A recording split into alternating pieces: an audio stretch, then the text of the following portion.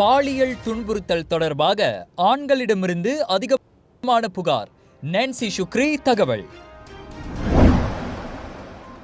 QR குறியீடுகளை பயன்படுத்தி புதிய மோசடி, கவனமாக இருக்குமாறு பொதுமக்களுக்கு போலீஸ் எச்சரிக்கை. பினாங்கு மேம்பாலத்தில் இருந்து விழுந்த மோட்டார் சைக்கிள் ஓட்டி மரணம். பாலத்தில் கார் சிக்கிக் கொண்டதால் ஆடவர் ஆவேசம். போலீஸ் சோதனையில் போதை பொருளுடன் சிக்கினார். அரிசியும் உணவுப் பொருட்களும் கெட்டுவிட்டதால் மக்களுக்கு பகிர்ந்தளிக்க முடியவில்லை. முன்னாள் MP தகவல்.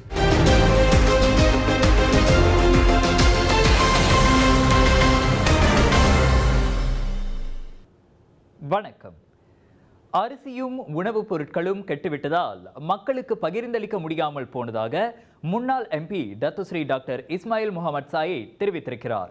தெமர்லோ, ஜலான் பிந்தாசான் ரும்புன் மக்மோர், கம்புங் குனுங் சென்யுமில் அரிசி, சார்டின், மாவு ஆகியவை வீசப்பட்டிருந்த காணொளி சமூக வலைதளத்தில் வைரலாகி இருந்தது. அந்த சமையல் பொருட்கள் வைக்கப்பட்டிருந்த கிடங்கில் இருந்து துர்நாற்றம் வீசியது தொடர்பாக ஏப்ரல் 5ஆம் தேதி புகாரையும் தாம் பெற்றதாக முன்னாள் உள்துறை துணை அமைச்சருமான டத்துஸ்ரீ இஸ்மாயில் முகமது சாயிட் இன்று வெளியிட்ட அறிக்கையில் தெரிவித்தார். அரிசிக்குள் எலியின் எச்சங்கள் இருந்ததோடு பல்வேறு சமையல் பொருட்கள் மிகவும் மோசமாக கெட்டுவிட்டதாகவும் அவர் கூறினார். அரிசியில் நிறைய பூச்சிகளும் இருந்ததால் வேறு வழியின்றி அவை கோழி வளர்ப்பாளர்களிடம் கொடுக்கப்பட்டதாகவும் இஸ்மாயில் முகமது கூறினார். 2004ஆம் ஆண்டு முதல் 2022ஆம் ஆண்டு வரை தாம் குவாலக்ராவ் நாடாளுமன்ற உறுப்பினராக இருந்த காலத்தில் பொதுமக்களின் தேவைக்கு வழங்குவதற்காக அந்த சமையல் பொருட்களும் அரிசியும் கையிருப்பு கிடங்கில் வைக்கப்பட்டிருந்ததாக அவர் தெரிவித்தார். கடந்த 2022ஆம் ஆண்டு நடைபெற்ற 15வது பொது தேர்தலின் போது சொந்த மானியத்தின் மூலம் அந்த சமையல் பொருட்கள் வாங்கப்பட்டதாகவும் அப்போதைய தேர்தல் பிரச்சாரத்தின் போது அந்த பொருட்கள் எவரிடமும் விநியோகிக்கப்படவில்லை என இஸ்மாயில் முகமது தெரிவித்தார்.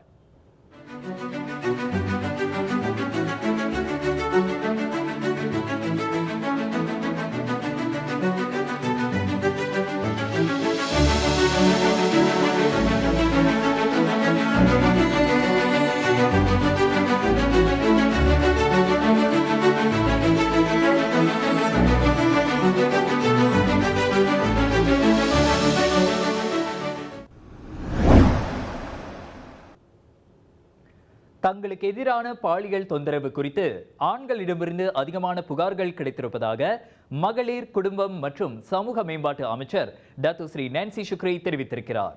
அமைச்சின் ஆலோசனை மையமான சமூக ஆதரவு மையங்கள் மூலம் பாலியல் தொடர்பான 1000க்கும் மேற்பட்ட புகார்களை ஆண்களிடமிருந்து பெற்றுள்ளதாக அவர் கூறினார். ஆண்களில் பெரும்பாலோர் தங்களுக்கு எதிரான பாலியல் தொந்தரவு குறித்து போலீசில் புகார் செய்ததை விட அமைச்சின் ஆலோசனை சேவையிடம் தெரிவித்திருப்பதாக அவர் கூறினார். ஆண்களில் பெரும்பாலோர் தங்களுக்கு எதிரான பாலியல் தொந்தரவு குறித்து போலீசில் புகார் செய்ததை விட அமைச்சின் ஆலோசனை சேவையிடம் தெரிவித்திருப்பதாக அவர் கூறினார். தொடக்கத்தில் ஆண்களிடமிருந்து குறைந்த புகார்கள் மட்டுமே கிடைத்தன. பாலியல் தொந்தரவு தொடர்பான ஆலோசனை சேவைகளை அறிமுகப்படுத்தியதன் மூலம் தாங்கள் அதிகமான பாலியல் தொந்தரவுக்குள்ளானது குறித்து ஆண்களிடமிருந்து புகார்களை பெற்றிருப்பதாக நான்சி சுக்ரி விவரித்தார். அனைத்துலக இஸ்லாமிய பல்கலைக்கழகத்தின் வளாகத்தில் பாலியல் தொந்தரவுக்கு எதிரான காசி சமுர்னி உசக கருத்தரங்கில் உரையாற்றிய போது அவர் இதனை தெரிவித்தார். சுவாச பிரச்சனை, சளி, இருமலுக்கு உகந்த தீர்வு சைலஜா பேபி ஹெர்பல் கிரீம். துளசி, கரிஞ்சீரகம், கிராம்பு போன்ற மூலிகைகளால் கொண்டு தயாரிக்கப்பட்டுள்ள சைலஜா பேபி ஹெர்பல் கிரீம் உங்கள் குழந்தைக்கு சிறந்த தேர்வு.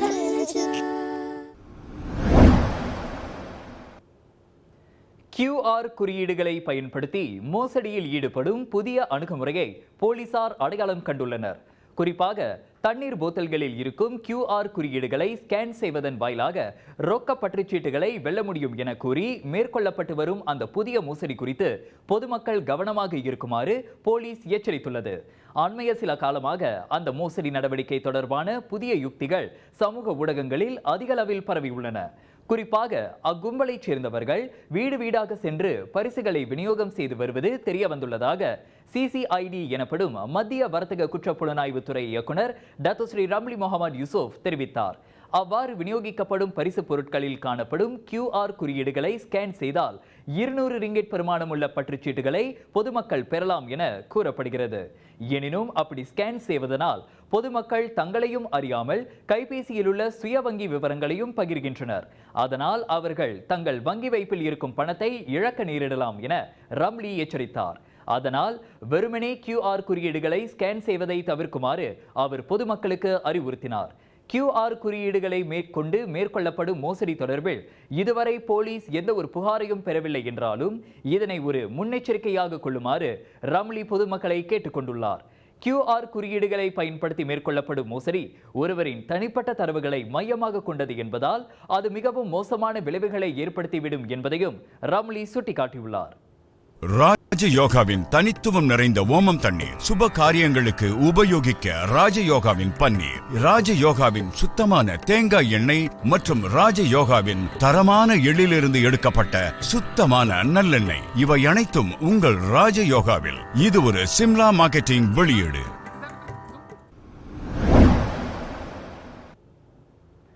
பேரா ஈப்போவில் கார் ஒன்று குறுகலான பாலத்தில் சிக்கிக் கொண்டதில் ஆவேசமடைந்தவர் போல் அதன் ஓட்டுநர் செய்த கவன ஈர்ப்பு நடவடிக்கையால் கடைசியில் போதைப் பொருளுடன் போலீசில் வசமாக சிக்கினார். குவாலகுராவில் நேற்று காலை 8:45 மணிக்கு அச்சம்பவம் நிகழ்ந்தது. கைதானவர் பெருடுவா மைவி காரில் வந்த 50 வயது மதிக்கத்தக்க ஆடவர் என கரியான் மாவட்ட போலீஸ் தலைவர் சூப்பரிண்டென்டென்ட் ஜூனா யூசுப் தெரிவித்தார். மோட்டார் சைக்கிள் மட்டுமே நுழையக்கூடிய பாலத்தில் தனது கார் மாட்டிக்கொண்டதாக கூறி அந்நபர் பொதுமக்களை நோக்கி கோபத்தில் தேவையில்லாமல் சத்தம் போட்டிருக்கிறார். சம்பவ இடம் விரைந்த ரோந்து போலீசார் அவ்வாடவரை சமாதானப்படுத்த முயற்சித்தனர். ஆனால் அவர் ஒத்துழைக்கவில்லை. சுய விவரங்களை கேட்டபோதும் கொடுக்க மறுத்துவிட்டார்.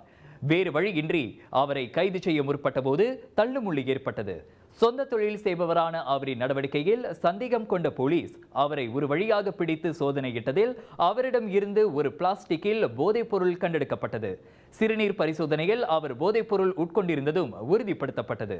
பாலத்தில் கார் மாட்டிக்கொண்ட போதே பொதுமக்கள் உதவியை கேட்டிருந்தால் அவர் தப்பித்திருப்பார். தேவையில்லாமல் ஆர்ப்பாட்டம் செய்து தனக்குத்தானே அவர் வேட்டு வைத்துக் கொண்டதாக அங்கிருந்த பொதுமக்கள் பேசிக்கொண்டனர். பினாங்கில் பயான் லிபாஸில் ஜலான் சுல்தான் அஸ்லான் ஷாவில் உள்ள சுங்கைத்திரா மேம்பாலத்தில் இருந்து 30 மீட்டர் தொலைவில் கீழே விழுந்ததில் மோட்டார் சைக்கிள் ஓட்டி ஒருவர் இறந்தார். 27 வயதான அந்த ஆடவர் தனியாக பயான் பாருவிலிருந்து பயான் லிபாஸில் உள்ள தனது வீட்டிற்கு சென்று கொண்டிருந்த போது நேற்று மாலை மணி 4:10 மணி அளவில் நடந்த அந்த விபத்தில் மரணமடைந்ததாக போலீஸ் பேச்சாளர் ஒருவர் தெரிவித்தார். அந்த ஆடவர் மேம்பாலத்தை அடைந்த போது அவர் தனது மோட்டார் சைக்கிளின் கட்டுப்பாட்டை இழந்து சாலை தடுப்பில் மோதி மேம்பாலத்தில் இருந்து தூக்கி எறியப்பட்டதை தொடர்ந்து தலையில் பலத்த காயத்திற்குள்ளானார். சிகிச்சைக்காக பினாங்கு மருத்துவமனைக்கு கொண்டு செல்லப்பட்ட அவர் இரவு 9:45 மணிக்கு இறந்ததாக அறிவிக்கப்பட்டது. ஈரானில் உள்ள ஒரு தளத்தில் இஸ்ரேல் ஏவுகணைகள் தாக்கியுள்ளதாக அமெரிக்க அதிகாரியை மேற்கோள் காட்டி ABC செய்தி நிறுவனம் தகவல் வெளியிட்டது. இஸ்ரேல் மீது பதிலடி கொடுப்பதற்காக ஆளில்லா விமான தாக்குதலை ஈரான் தொடங்கிய சில நாட்களுக்கு பிறகு அந்நாட்டின் முக்கிய நகர மையத்தில் இஸ்ரேல் தாக்குதல் நடத்தியுள்ளதாக ஈரானிய அரசு ஊடகம் செய்தி வெளியிட்டுள்ளது. எனினும் இந்த தகவலை உடனடியாக உறுதிப்படுத்த முடியவில்லை என ரியூட்டர்ஸ் நிறுவனம் தெரிவித்துள்ளது. ஈரானின் மத்திய நகரமான இஸ்ஃபாஹானில் உள்ள விமான நிலையத்தில் வெடிச்சத்தம் கேட்டதாகவும் ஆனால் அதற்கான காரணம் உடனடியாக தெரியவில்லை என்றும் ஈரானின் ஃபாஸ் செய்தி நிறுவனம் தெரிவித்துள்ளது. இஸ்ஃபஹான், ஷிராஸ் மற்றும் தெஹ்ரான் ஆகிய நகர்களுக்கான விமானங்களை ஈரான் நிறுத்தியிருப்பதாக அந்நாட்டின் அரசு ஊடகங்கள் செய்தி வெளியிட்டுள்ளன. ஈரானின் யுரேனியம் செறிவூட்டல் திட்டத்தின் மைய பகுதியான நட்டான்ஸ் உட்பட பல ஈரானிய அணுசக்தி தளங்கள் இஸ்ஃபஹான் மாநிலத்தில் அமைந்துள்ளன. இன்று அதிகாலை ஈரான் மீது பறந்து கொண்டிருந்த சில எமிரேட்ஸ் மற்றும் ஃப்ளை துபாய் விமானங்கள் வான்வெளியில் இருந்து திடீரென திருப்பங்களை செய்ததாக கண்காணிப்பு இணையதளமான ஃப்ளைட் ட்ரேடா 24 காட்டப்பட்டுள்ள விமான பாதைகள் தெரிவிக்கின்றன. தெஹ்ரானின் இமாம் கொமேனி அனைத்துலக விமான நிலையம் அனைத்து விமானங்களுக்கும் மூடப்பட்டதாக தெரிவிக்கப்பட்டது. மேலும் பல ஆன்மீக செய்திகளுக்கு வணக்கம் மலேசியாவுடன் இணைந்திருங்கள். எங்கும் எப்போதும் வணக்கம் மலேசியா. நான் மகேந்திரன் அறிவொளி.